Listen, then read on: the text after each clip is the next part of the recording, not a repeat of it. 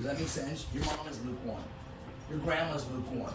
These are lukewarm people because to the extremity of the fact that Yahweh would rather have you all the way for him or all the way against him. What does that mean then?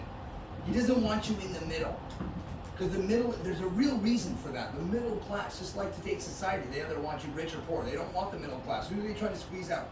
When it looks at families right now, who are they trying to get rid of? Mexican people aren't rich, they're not poor. They're usually in the, you know what I mean? In Mexico maybe as a whole, but no, but in Mexico you're rich and poor. You know what I mean? Their middle class is there too. You see what I'm saying? Everyone in the middle, they're trying to get rid of us in the middle. Those are us who are, and I was thinking about this the other day. Imagine walking down the street and you know Bill Gates. And I know I use Bill Gates a lot because a lot of us only reference Bill Gates because we know him that. But imagine being someone who's been part of old money, Rockefeller, Morgan, Carnegie, real money that goes back to Edison. We're talking, for instance, J.P. Morgan, Rockefeller, and Carnegie had more money than Bill Gates and all of them could ever dream to. In their time, they were richer than all the richest guys, okay? Because they were billionaires in the 1800s. Okay, so to be a billionaire in the 1800s, it's like being a trillionaire today. Does that make sense? Mm-hmm. They could do. There's nothing they couldn't do. They had money more than our United States government's GDP budget. These single men, these families held more money as individuals, obviously, because they were barons, like oligarchs who controlled oil, steel, trains. You see what I'm saying? They controlled vital parts of our industrial. Mm-hmm. But who really did the work? No. Huh? The middle. The middle. The man who built it all. But who was it for?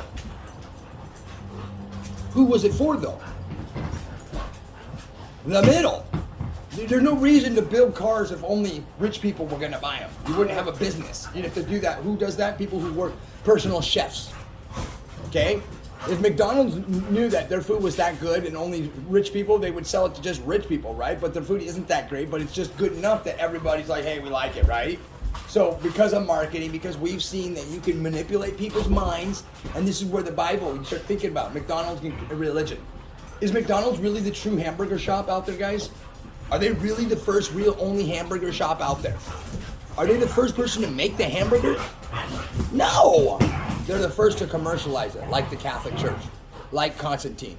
They weren't the first in religion. There were many sectors out there who believed in Yeshua and followed the word and blah, blah, blah. The Baptists, there were people who followed Paul. Many people followed Peter. They still believed in Yeshua, but they followed the teachings of Paul, John, and all. That's where you get the Baptists. The Baptist movement is from John the Baptist. Well, who did John the Baptist submit to? Who did he say? There's one who comes greater than I. I'm not even worthy to unlace the shoe on his sandal. Who did he say that was? That was Yeshua. And he says, when they were pregnant, Mary and Elizabeth, and he's talking, and he said the baby's bounced because when John hears that Mary's pregnant inside the baby, when they mention Yeshua, John jumps for joy because he's the one in the wild who's come before Yeshua to make the way. They both come from money, okay? The one came in from real big money, even more than that. He was honored in money by the fact that his father was a Jewish priest in the temple. Samuel, that was the father of John. He's the one who went deaf. Remember, couldn't talk when John was born. Couldn't believe that him and Elizabeth were going to be having a baby. They were old in their age. He was the priest and responsible for the sacrifice, the food that was taken in, which he knew he got to eat. Okay, he knew that God wasn't coming, Yahweh wasn't coming and eating the food. They knew this, but it was food that was sacrificed, set aside from the people, and he was responsible for bringing the food in. So here's a man who, because of the grace of the fact of who he was, and he was the bloodline of David, still related, he brings John the Baptist in.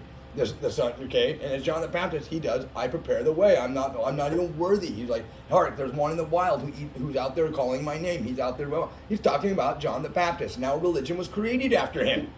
Not to say that they don't accept Christ and they're on mind to Christ, but even the Baptists, right, who come from John the Baptist, went off the Catholic version of being Baptist. You know what I'm saying? Because the real Baptists would have nothing to do with any of this crap today.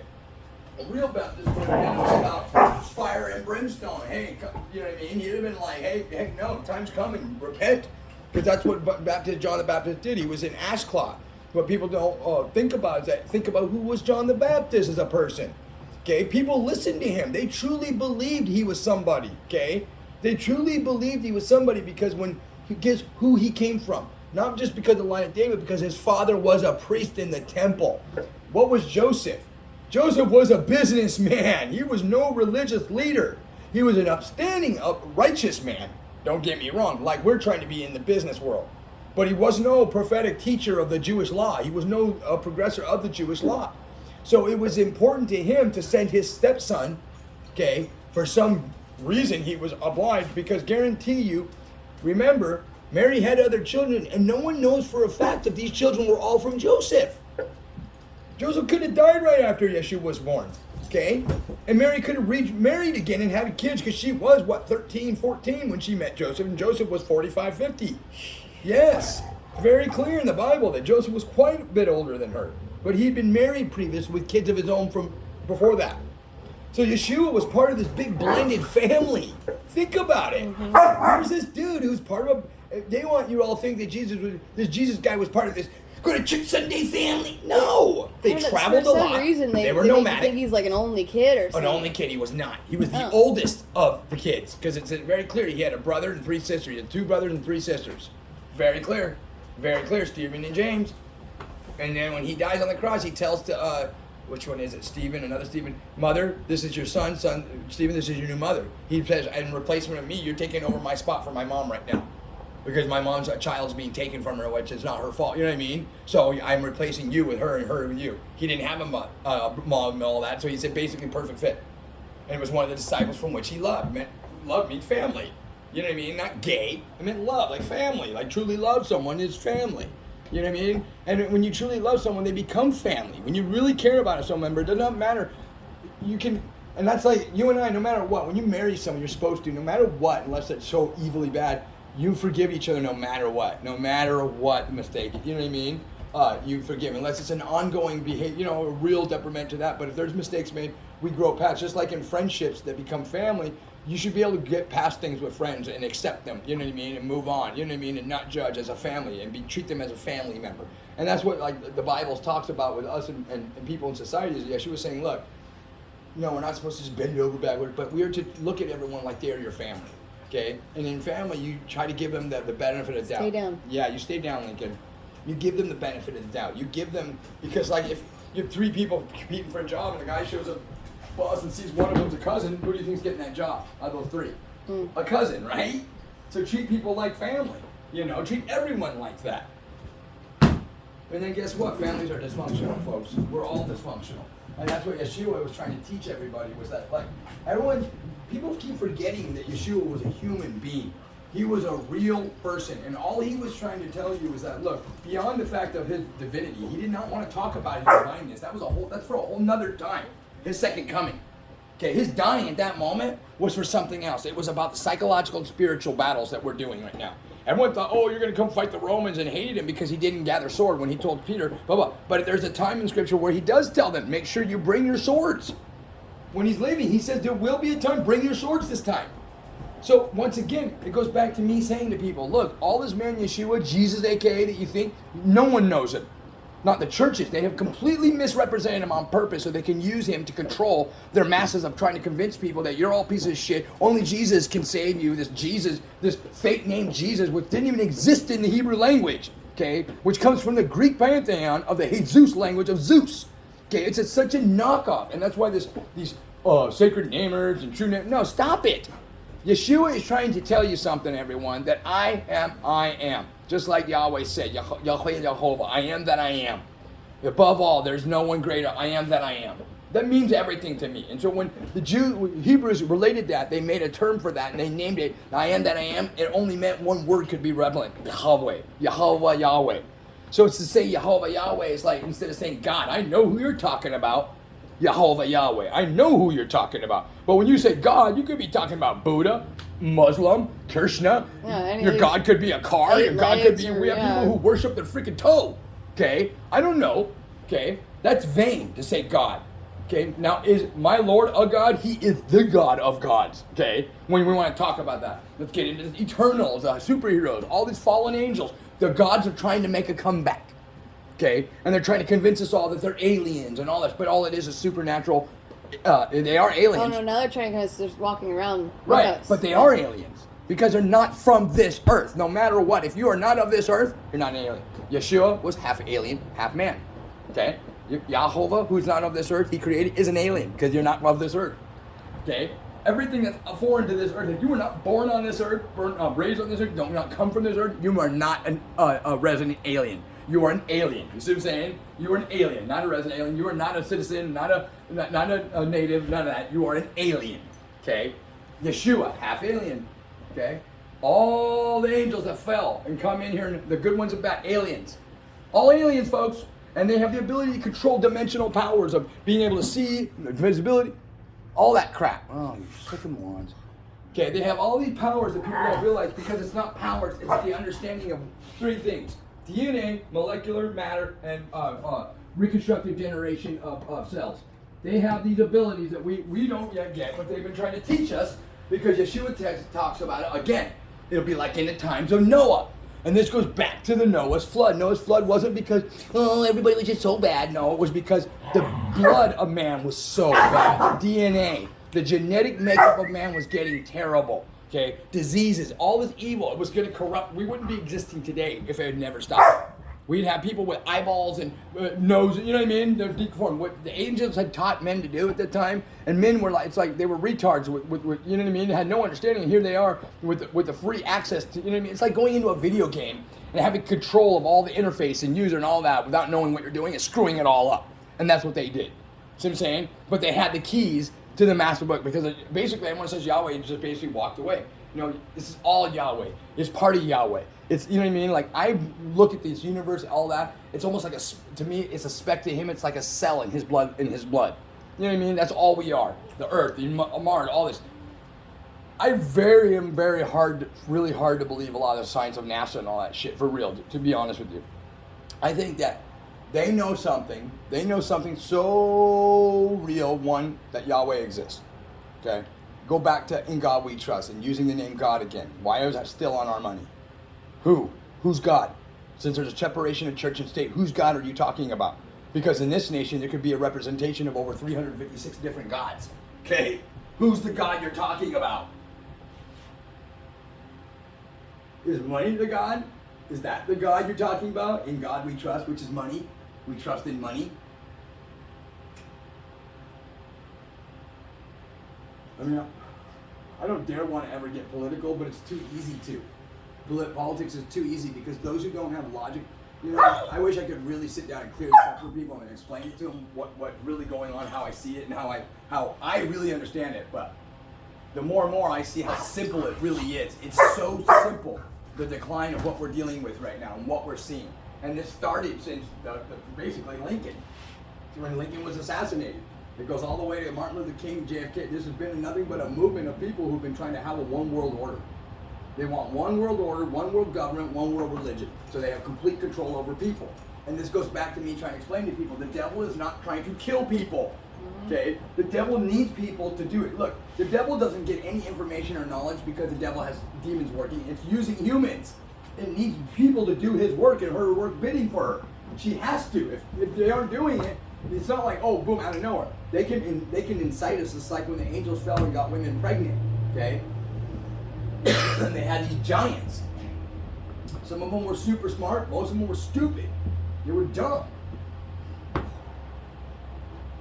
You're trying to. It's like trying to put an elephant and a kitty cat together. Mix it. You know, think about it. At that time, when angels could get women pregnant, there was a problem, meaning that the DNA could cross over to where we could impregnate. Because it'd still be happening today if y'all hadn't stopped that. Which meant to me, at that time, dogs and cats and everyone could get each other pregnant.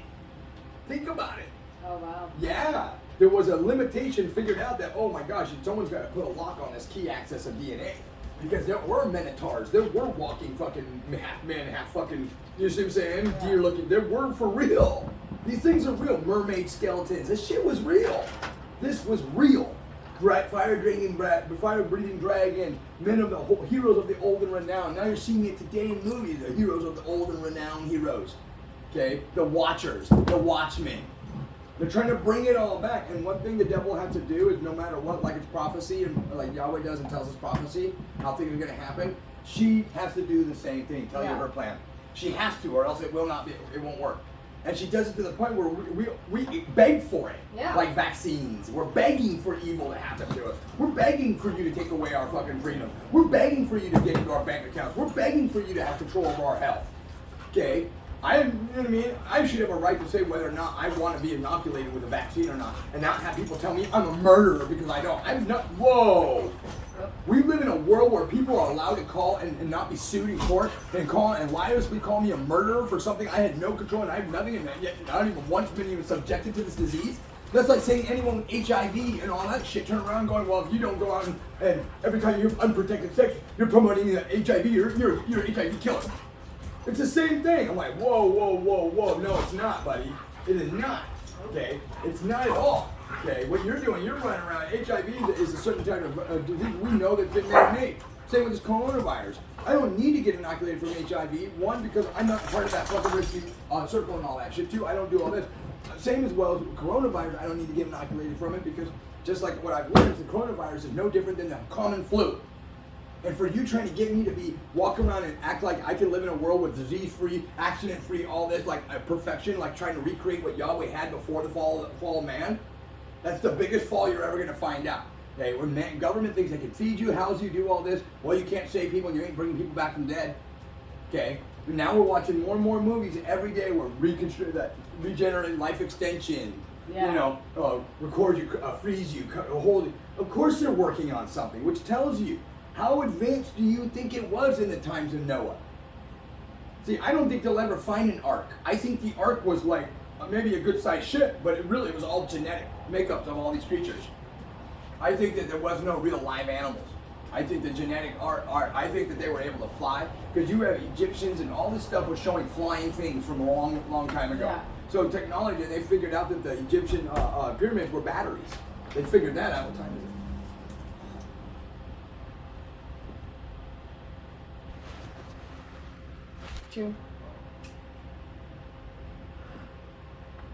Lincoln? Oh my God. Yeah, they found out so much stuff, and I'm telling people this too. If it's happening today, it could have happened 2,000 years ago. Right? Do not act like that we're some mystical, magical Just era. because they haven't found it in Just the because dirt we didn't doesn't find mean- it, thank you. Doesn't mean it didn't exist. And do not think, and here's your problem with imagination. Humans were blank slates. There's nothing we can imagine that we did not see. We don't just come up with shit out of our name. We don't imagine stuff. It's imagination is all based off the truth. Okay, in every lie there's a bit of truth. Okay, and that's everything you ever heard of. Magic, flying this, flying that, whatever. Giants, all that come from reality. Okay, you want to talk about cyclops. You want to talk about giants. You want to talk about dragons. You want to talk about fire-breathing dragons. You want to talk about beasts with birds. This kind of got what do they call them? Griffins. All that kind of stuff. The shit was real. Gargoyles, real. All this stuff was real, and the Bible's very clear because it talks about certain parts of Genesis and stuff where Yahweh made watchers. Okay, who was Enoch? Okay, why did Enoch just disappear? He was no longer. He didn't die, for he walked with God, and he was no longer. God took him. It says. Why did he die? So is he the only other person who ever left this earth who never had to die? He actually didn't experience a physical death. Doesn't that sound like extraterrestrial shit to you? He did not die. They're saying he did not die on earth. So Yah just took him straight to heaven, so he didn't even experience death. He didn't have to go to hell. He was so close to Yah that he didn't even experience going to hell because Yah just straight took him. That's how Enoch's importance to Yah is. But yet, Enoch is mentioned a couple times in the Bible, but Yeshua mentions him. Talks about him as Noah and Enoch, brings him up, just like in the times of Noah and Enoch. So we know that Enoch was a real individual to Yeshua. We know that Yeshua gave him props talking to him in that time, meaning that Yeshua said, I was there in the beginning and the time, so he knows who Enoch is. So Yeshua is saying, look, you guys, just like Paul's saying, don't worry about what you're going to eat, do all this. Worry about the things you cannot see, the principalities, the spiritual, all that crap you can't see. Because there's forces working against you that you don't get, okay, that want to take over what you have. They're jealous from day one. It's like being a detective. Just go from the beginning with the Bible. It says Satan is jealous of us. Nothing's ever changed. It's like a little jealous brother or sister trying to get you in trouble all the time. They're not trying to kill you. They want you there because you're the one taking all the slack right now. But they're definitely going to let you be the scapegoat for everything. Okay? People thinking that Satan's running around killing people is freaking stupid. No. Satan needs more and more people to side with her so she can have more corrupted souls. See what I'm saying? Killing people and maybe taking their death and calling them after he's giving them music and all that, but, calling on their soul or whatever, one thing. But running around trying to kill good Christians, that's not how you do it, because that just adds to Yahweh's army.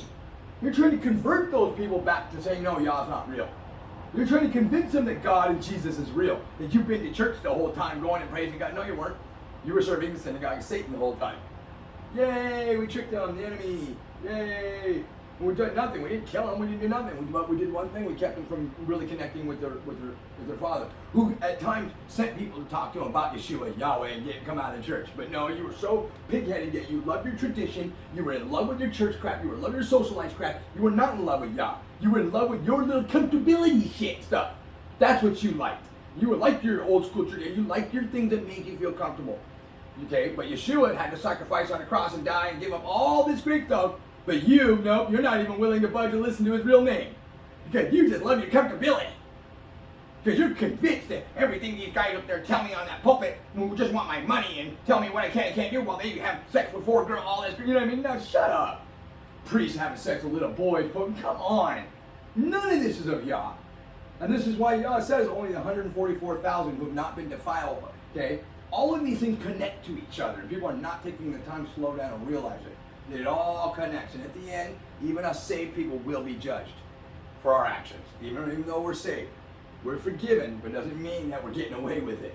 Let's remember that all these Christians run around, like your mom and them, all have this mistaken understanding that I can go out and commit a crime, and just because I say I'm sorry, Jesus, it's all gone. Yo, your sin is washed away, meaning the debt you owe to Yah, meaning that would keep you in hell. But it does not mean that because now you are now more accountable to your Father, right? You are now even more accountable, knowing that you should not be doing this behavior. And you keep going out and doing it. And asking Yeshua to have to keep coming in and putting himself on the cross for you all the time. Always, always, always. Does that make sense? Instead of stopping and going, no, I'm not going to go hang out with that girl. No, I'm not going to do that. I'm not going to do this. I'm not going to do that. I'm going to start seeking. No, I'm not going to do that. I'm going to, whenever bad thoughts, I'm going to rebuke it, praise the Lord, and just keep more, it takes time. But the more and more I keep at Yeshua and seeking him and knocking at the door, that door will be answered. And the more I do it, it'll be easier and it becomes a habit, and to the point where the devil can no longer keep messing with me because that door's been closed for you. It was open for me. See what I'm saying? Now I'm relieved, and now I'm back. I'm focused on a whole new venture, and Yahweh's done what he's done with me and built me into the tool like a samurai sword, in and out of the fire, beating on me, in and out, in and out, in and out, like my life, to the point where he finally gets me the most beautiful, strongest perfection, where he's like, you've been through it all. Now we can connect. Now we've been friends. Not only am I your father, but we've been friends now, and friends have an obligation of loyalty to each other. You know what I mean? Outside of just being I'm your father, we're friends. That's why it's important for a parent to be the child's parent, but also be a true friend to your child. No, you don't need to be their best friend buddies, crap, but be a true friend. What is wrong with being a friend to any human being? Is there a problem being a friend to even a dog? You can be a friend to a dog. You can be a friend to an animal. Brings me to the point of why are dogs more friends to us than any other animal in the world, next to horses? Okay? If a horse wasn't so big, you could have him in a house just like a dog. Maybe, you know what I mean? Except they may poop everywhere. But why does this animal have more characteristics of being able to relate to us with humor, funny, sad, all that, and knows my emotion more than any other animal? Why is this animal? Why is this animal? I didn't make this animal. People want to say, oh, no, Yahweh made this animal. I had nothing to do with it. Why did he put in designing this animal and the design of the implement of this program of this animal to connect with me, to make my life feel complete, and also to want to protect and save me when sometimes I don't deserve it? You know what I mean? Over its own self. Why would Yahweh do that? Why would he do that? And yet everyone says it's cats and all this, but I realize that cats have a lot to do more with witchcraft and evil and all that crap. Okay. It's in a vertical leap. I know. Does that make sense what I'm saying? You hear what I'm saying?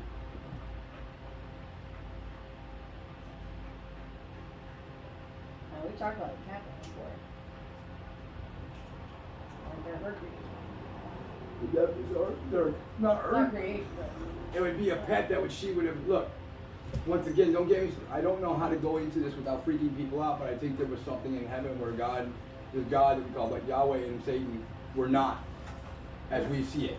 yeah. I think there was a marriage of some sort. There was a mother, there was a relationship there. Yeah. Something that went on there. And it doesn't have to be sexual, but there was a unionship of some sort where Satan believed it something even, and that she'd done something with Yah. Because why out of nowhere would you just get this stuff? Oh, I'm greater. If you knew who Yah is, why would you in your mind be stupid enough to think? There's only one person I know who does that. That's a woman.